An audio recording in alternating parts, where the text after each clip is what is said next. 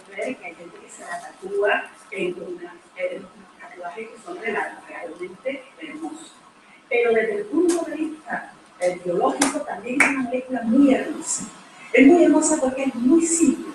Está constituida solo por 6 elementos. Y fosfato, un azúcar y un fosfato, que son los que constituyen las cadenas estas laterales, y 4 bases, adenina, timina, guanina y citosina, que no voy a entrar en lo que es, que ustedes me creen, pero que eso constituyen lo que es su combinación constituye lo que es la esencia del material genético. Y es muy hermosa también porque en su propia estructura está determinado que eso se va a poder replicar de manera sencilla. Es decir, cuando nosotros tenemos una doble cadena, si las separamos, las dos cadenas, cada una de ellas lleva implícito cómo va a ser la contraria. O sea, es hermosa desde el punto de vista de simplicidad y es hermosa porque contiene un montón de información. ¿Cómo funciona el material genético? Para explicarles a ustedes cómo funciona el material genético voy a usar una metáfora. Y la metáfora va a ser que nuestra célula, la célula va a ser una fábrica de bicicletas. Para los que saben un poco más de biología, aquí les voy a poner el esquema de verdad de cómo tienen lugar los procesos que voy a explicar. Bueno, pues en esta fábrica de bicicletas hay un sitio, en la dirección, donde está en forma de colección de radiocassettes, y ya verán ustedes por qué utilizo este símil tan antiguo, ¿verdad?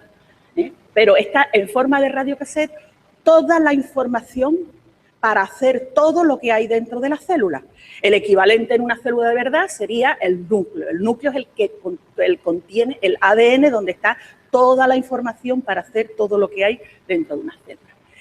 Este sitio, la dirección, se mantiene siempre de forma cerrada. De ahí no sale nada más que cuando hace falta por ejemplo, hace falta construir ruedas de bicicleta, hace falta mandar al taller la instrucción de cómo hacer una rueda de bicicleta.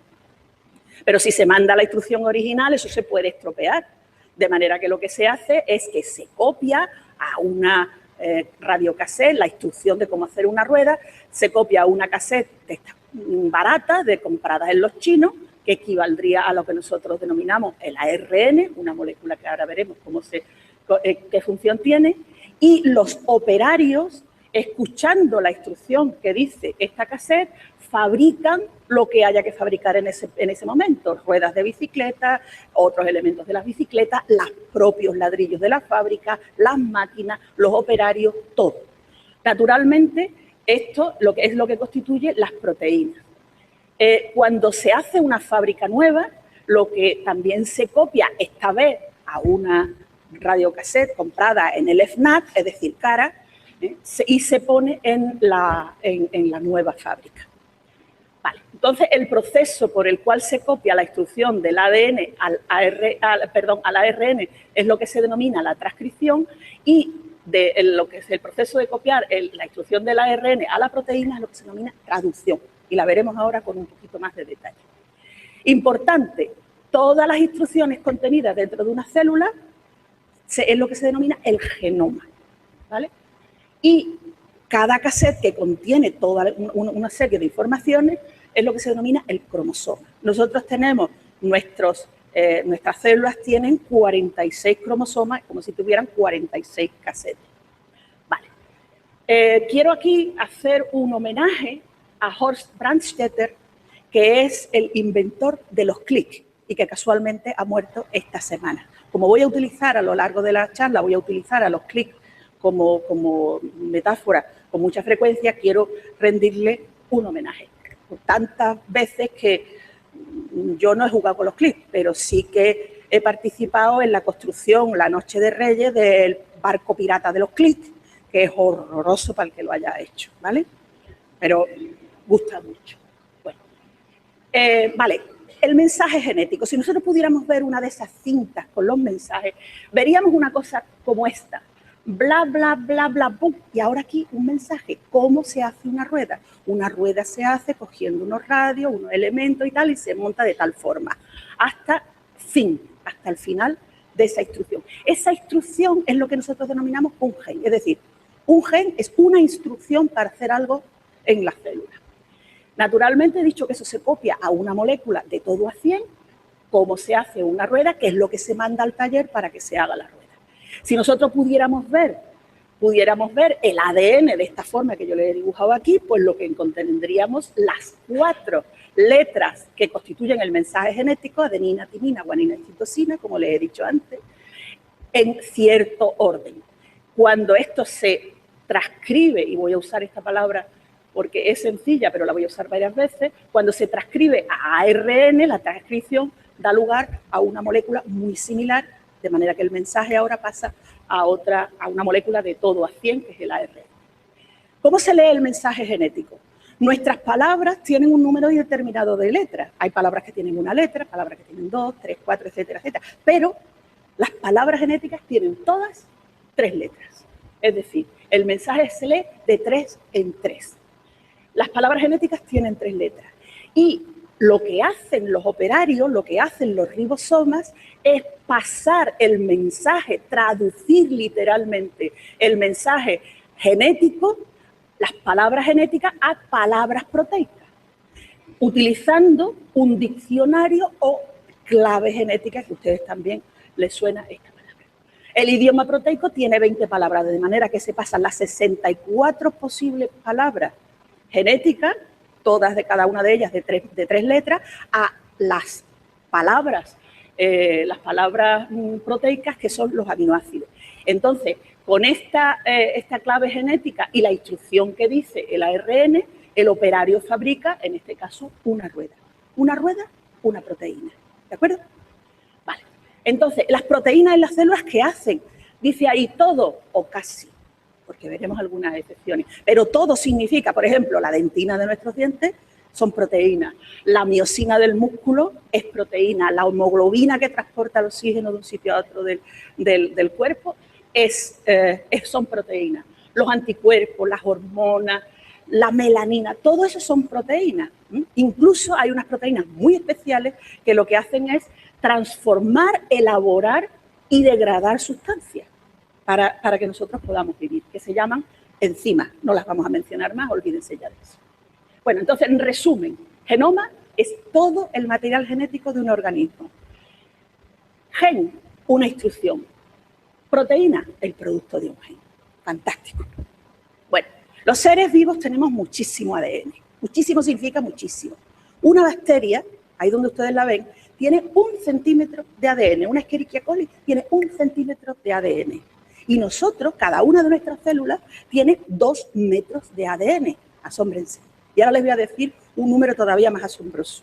Si nosotros cogiéramos todas las células bueno, mi hija no la voy a coger porque tendría que matarla para sacar todas las células y sacar todo su ADN, pero si cogiéramos a una persona, sacáramos todo el ADN que contiene todas sus células, vamos a decir a mí, yo aproximadamente hay 1 billón de los europeos, es decir, 1 millón de millones de células por kilo.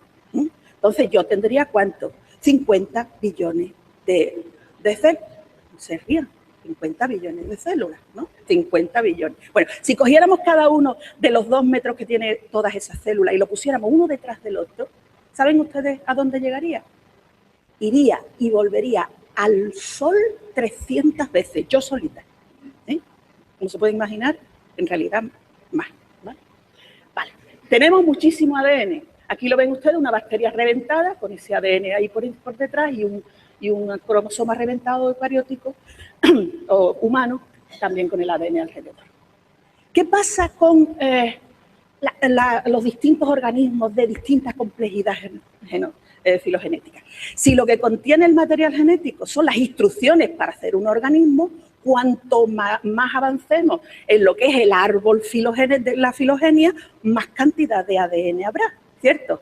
Efectivamente, así es, más o menos. Aquí tenemos las bacterias, aquí tenemos los organismos superiores, aquí tenemos los mamíferos, aquí estamos nosotros. Desde las bacterias y los organismos superiores divergimos hace aproximadamente 2000 millones de años, de manera que desde entonces ya hemos evolucionado mucho, pero lo que sí es cierto que se cumple es que cada vez, más o menos, la cantidad de material genético que tenemos los organismos es mayor cuanto más altos estamos en la escala filogenética. Aquí tienen ustedes datos concretos. Escherichia coli, una bacteria, tiene aproximadamente 4 millones de bases, 4 millones de letras, tiene su genoma completo. La levadura tiene más, efectivamente vamos avanzando en la escala y encontramos que el humano tiene 3.000 millones de bases, 3.000 millones de letras, que no es mucho más que el ratón. Ay, esto no está tan bien, porque el ratón tiene 2 millones y medio, el ratón es mucho más sencillo que nosotros, ¿no? Sí. Vale. Cuando en el año 2003 se propuso el secuenciar el genoma humano completo, se pensó estupendamente, por supuesto que había otros laboratorios que estaban secuenciando, o sea, saber cuál es la secuencia de base en cada uno de los genomas, que estaban secuenciando otros organismos. Dijimos, estupendo, cuando nosotros sepamos cuál es el contenido del genoma humano, vamos a ver las instrucciones que tenemos. Y nosotros vamos a tener muchísimas instrucciones, porque instrucciones, acuérdense, es para hacer algo dentro de la célula. Nosotros vamos a tener un libro de instrucciones complejísimo. Pues no. Si Escherichia coli tiene 4.000 genes, 4.000 instrucciones, la mosca del vinagre Drosophila tiene 13.000, pero es que nosotros tenemos solamente unos 20.000. Son muy pocos para hacer cosas dentro de la célula. Esto fue un shock, porque claro, si el genoma humano es nuestro libro para hacer uno de nosotros, nuestro libro de instrucciones, nuestro libro de instrucciones tiene que ser como la soledad de Góngora, ¿no? O como el Ulises de James Joyce, en el que todo tiene que estar pensado y bien pensado en su sitio, y si cambiamos un poquito el orden, varía todo. Bueno, pues nuestro libro de instrucciones no es ni el Ulises ni las Soledades, sino la biografía de Belén Esteban. ¿Qué dice la autobiografía de Belén Esteban? Que por cierto se llama Ambiciones y Reflexiones. Pues, ¿qué dice? Dice aproximadamente, aquí tienen ustedes la clic de Belén Esteban, hay una clic de Belén Esteban. Dice esto, bla, bla, bla, bla, bla, bla, bla, bla, bla. Y aquí encontramos una instrucción, cómo vivir sin trabajar. Es una instrucción para hacer algo dentro de la célula. Bueno, ese libro tiene 268 páginas. Si esto constituye el 1,5% del genomio, solo 4 páginas dicen algo interesante. ¿Vale? Entonces, aquí tenemos el 1,5% que dice algo interesante y el resto es lo que se denomina junk, en americano o en inglés, junk DNA.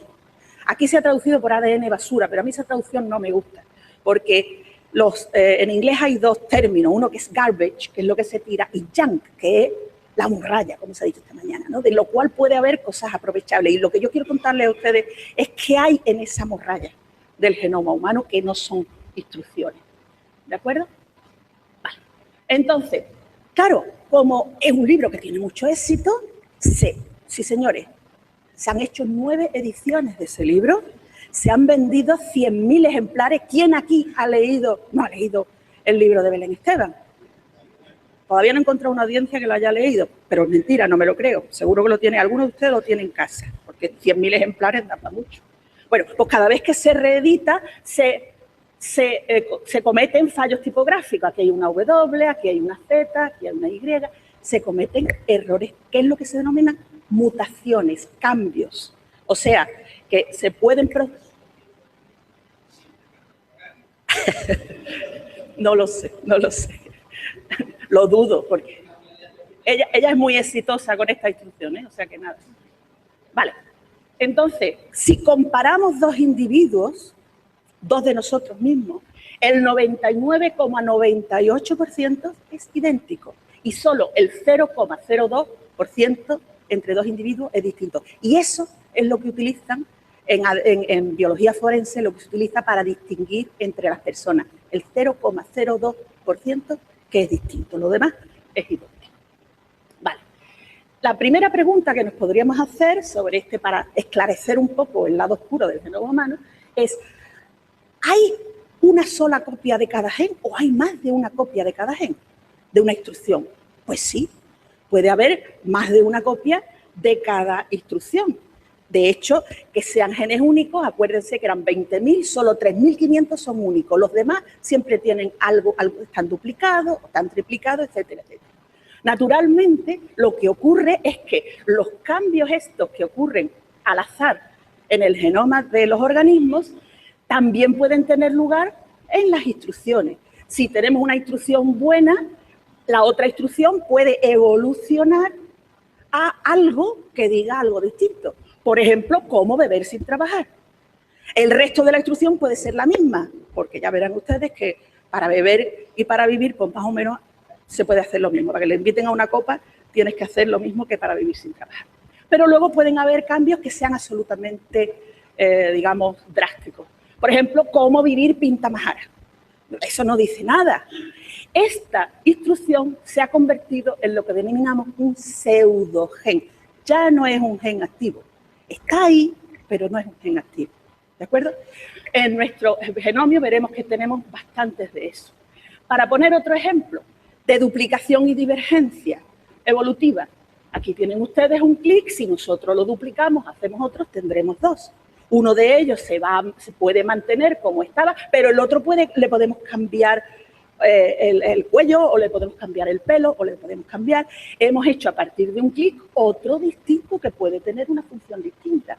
Pero también en esta manipulación que tenemos aquí, puede ser que uno de ellos no le pongamos cabeza. Este sin cabeza, ya los niños no lo van a querer jugar con ellos, lo van a echar en un cajón, nuestro lado oculto del genoma, y eso es un pseudogen. En nosotros tenemos aproximadamente unos 19.000 pseudogenes reconocibles en nuestro genoma. Y fíjense ustedes que es casi el mismo número de genes activos, de genes buenos que tenemos. Vale. Naturalmente que esa duplicación y diversificación genera evolución, porque podemos infinitamente cambiar, y aquí tienen ustedes todas las ligas de los clics de la liga del año pasado, en la que ven ustedes que algunos tienen la carita igual, otros tienen el pelo igual, pero en otros ha evolucionado. Es decir, la duplicación y la diversificación genera diversificación dentro de los organismos, de los individuos. Por cierto, aquí falta uno para el año que viene, ¿no? Ahí está, para el año que viene. Vale. Otra pregunta que nos podemos hacer. Yo he dicho que las instrucciones son sencillas. Las instrucciones de cómo hacer algo, cómo hacer una rueda, ¿son tan sencillas en realidad? Pues no. Aquí tienen ustedes la instrucción de cómo vivir sin trabajar según Belén Esteban. ¿Cómo vivir sin trabajar? Hay que ponerse guapa y ligarse a un torero y tener una hija, cambiar de novio cada 2 por 3 y etcétera, etcétera, etcétera, hasta llegar al fin. Las instrucciones no son tan claras. Las instrucciones en realidad es cómo vivir sin trabajar. Hay que beber Coca-Cola, ponerse guapa y ligarse a un torero y tener una hija. Yo soy aquel negrito del África tropical que cultivando cantaba la canción del Colacao. O sea, tiene cosas ahí metidas en medio que distorsiona un poquito la instrucción, De manera que tenemos 3 tipos de secuencias. Las que son buenas, que luego hay que ponerse guapa, etcétera, etcétera, beba Coca-Cola y yo soy aquel negrito de la África tropical. Y lo que hay antes, cómo vivir sin trabajar, en realidad no forma parte del mensaje, sino te está diciendo aquí hay un mensaje. Y fin tampoco forma parte del mensaje. Pido disculpas por la transparencia está tan fea, pero mi cambio de Mac a PC no lo ha hecho bien. Pero el hecho es que esto lo tenemos que quitar para que tenga sentido, para que al final resulte esto, hay que ponerse guapa, etcétera, etcétera, etcétera, y esto tenga sentido. ¿De acuerdo? Vale. Entonces, estas secuencias que interrumpen los mensajes y lo que es el principio y el final constituyen el 37,6% de nuestro genoma. Fíjense, hemos pasado del 1,5 que teníamos, el resto era junk, ahora tenemos 37% sabemos lo que hace, son parte de los genes, aunque no tengan su equivalente en las proteínas, ¿de acuerdo? Entonces, vamos a ver cómo le íbamos quitando cachitos al queso del lado oscuro y vamos a ver qué es lo que sabemos de cada uno de ellos. Puesto un poquito más en molecular. Esto es lo que yo les he dicho a ustedes. Un gen, la transcripción da el ARN, la traducción da la proteína, pero en realidad esto es así. La parte del principio del gen, el cómo se hace, se llama promotor y es una región reguladora. La parte del ARN tiene una región que se llama líder y otra que se llama tráiler, que no pasa la información a las proteínas, y dentro de los propios genes hay lo que se denominan exones, que es la información buena, y lo que se denominan intrones, que tienen que ser eliminados para que tengamos al final esta secuencia, que es lo que va a dar lugar a la proteína. Intrones, exones, etc. Y constituyen, eso he dicho, o sea, la secuencia, los promotores reguladores, las secuencias de los exones, de los intrones, la lead de la tráiler, constituyen el 37% del genoma humano, que es bastantito. Ahí lo tengo. Vale. ¿Qué más podemos ver en el libro de Belén Esteban? Que ella se repite mucho a veces, ¿no? Ella dice a veces, ¿me entiendes? ¿Me entiendes? ¿Me entiendes? Son repeticiones en tándem, ¿vale?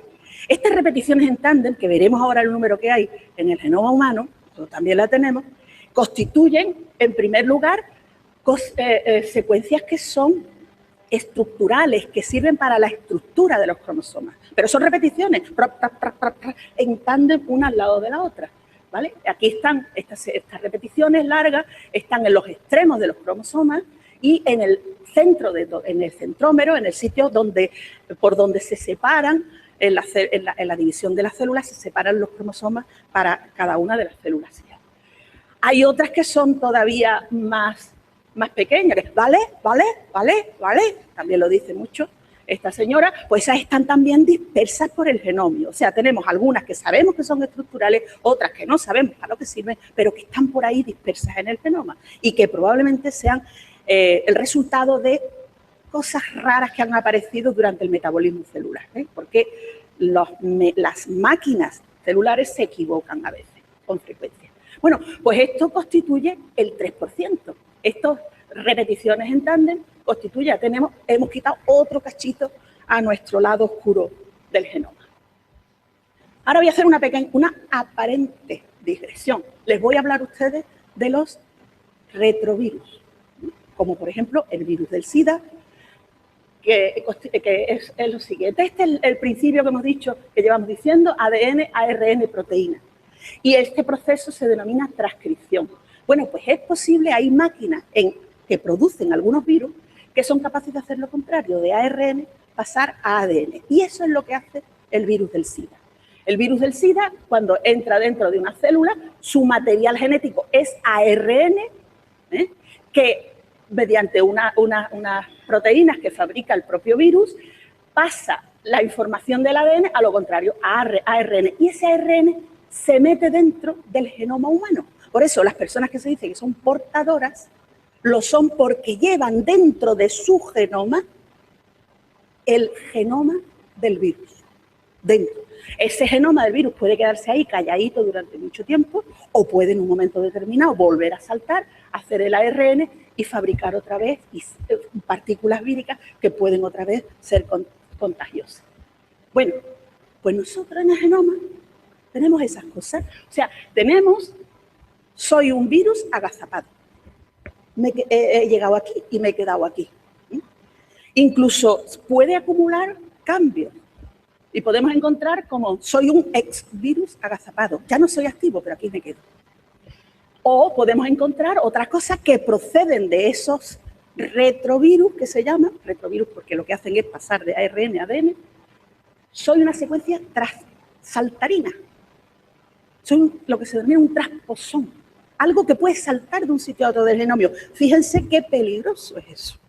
Porque si yo salto y me meto dentro de una instrucción, la puedo fastidiar. Y aquí lo vemos. Dice, hola, he saltado, estoy aquí ahora. Aquí arriba, ha saltado aquí. Bueno, o yo fui manipulado por un virus. Todas estas cosas las encontramos en el genoma, y no poco, ¿eh? Aquí tienen ustedes otra vez el quesito. 44,7% de nuestro genoma son esas secuencias. Virus agazapado, el virus agazapado, etcétera, etcétera. Y ya solo nos queda este pedacito de oscuro, del ADN oscuro. Vale. Otra pregunta, ¿todos los ARN que determinan proteínas? No, hay otros ARN que son estructurales, que no voy a entrar en ellos, y hay ARN que se denominan reguladores pequeños, que han sido descubiertos hace relativamente poco, pero que están dando mucho juego porque lo que hacen son regular metabolismos celulares, y que ahora mismo están muy de moda. Bueno, entonces, esos ARN pequeños constituyen una pequeña parte del 13%, pero fijaros, de todo este lado oscuro, lo que nos queda en realidad es un 13% que prácticamente no sabemos nada de lo que es. Vale, aquí tenemos entonces el proyecto Genoma Humano que he citado antes del 2003, que lo que hizo fue secuenciar el genoma humano y decir qué partes daban lugar a proteínas y qué partes no daban lugar a proteínas, y era ADN oscuro, junk DNA. Yo les he contado a ustedes cómo hemos pasado lo que sabemos ahora de este 98,5% de ADN oscuro y cómo sabemos ya muchas cosas, aunque nos queda, insisto, este 13% que poca idea tenemos de lo que hace. Pero en este contexto, en el año 2007, hubo un estudio muy masivo, muy similar, con otra tecnología, por supuesto no voy a entrar, que se denomina el ENCODE. El ENCODE hace una serie de experimentos, significa Encyclopedia of DNA Elements, que lo que hace es un estudio distinto del genoma, y lo que viene a decir es que el 80,6% del genoma se transcribe a ARN, luego alguna función tiene que tener, ¿vale? Es válido, es útil. Eso tiene, además, aparte de científicamente, tiene ciertas repercusiones, tiene una repercusión que no es muy deseable, pero fíjense ustedes, aparte de que yo me crea el ENCODE sí o no los resultados. Principios en contra de que nosotros tuviéramos mucho ADN oscuro, mucho ADN junk, mucho ADN inútil. Si Dios nos hizo a su imagen y semejanza, el genoma de Dios también tiene mucho ADN basura. Para el que crea en él, para el que crea. Pero bueno, eso es para los creyentes y para los creacionistas tampoco eso es de recibo. Hay que encontrar alguna solución. Proyecto ENCODE. El 86%. Y dice, y esto está subestimado, tiene una función dentro del ADN. De manera que ahora se han inventado, aquí no lo ven quizá ustedes bien, pero los creacionistas se han pasado, ahora pasan a ser los partidarios del diseño inteligente, que hablaremos en otra ocasión de él, del diseño inteligente, y aquí ven ustedes a Dios con una bata de científico, diseñando lo que vamos a hacer nosotros, lo que vamos a hacer el resto de la gente. Y se dicen cosas fíjense ustedes, tan drásticas como esto. Todos los libros de textos están equivocados. No es así, sino que es así. Y llegan algunos de ellos más allá. Si las conclusiones del ENCODE son correctas, la evolución es mentira. Fíjense ustedes que esto tiene un peso que le está dando ahora a los antiguos, nuevos creacionistas, les está dando unos argumentos bastante duros, ¿no? Y entonces el neocreacionismo, que se llama el diseño inteligente, en Estados Unidos está teniendo ahora mismo un reverdecimiento bastante grande en las escuelas. ¿Vale? Horrible. Bueno, pues yo he agotado mi tiempo, de manera que gracias a todos por vuestra atención, que las fuerzas os acompañen o nos acompañen.